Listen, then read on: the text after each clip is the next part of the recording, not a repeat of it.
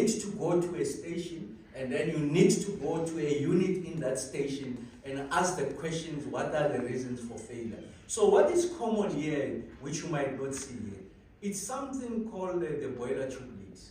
So that's the persistent failure that we're experiencing across the entire power station. So it's an area of a technical shortfall that requires our collective attention. Of course, there are a multiplicity of reasons. It has to do sometimes with the quality of coal. You just need to understand what are the operational parameters of those units to really try and understand what the root causes are.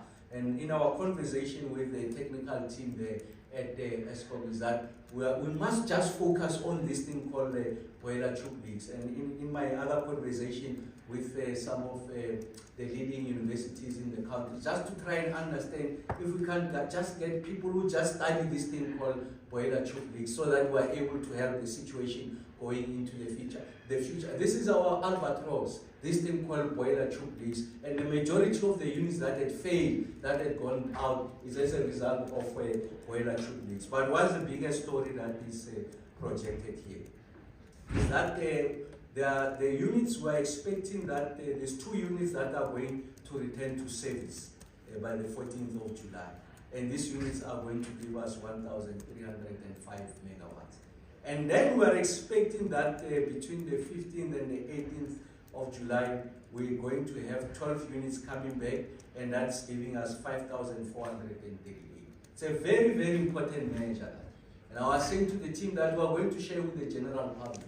And of course, when I come back, of course, I'll report on to you on how we're fared against that projection. Because if we miss that 5,439, we don't return the 12 units, we return the units lower than that, it means that the difference is what has gone into the outage sleeps. And that's a very, very important slide. So we're saying that between the 14th and the 18th, we should come back with about 6,800 megawatts of additional generation capacity.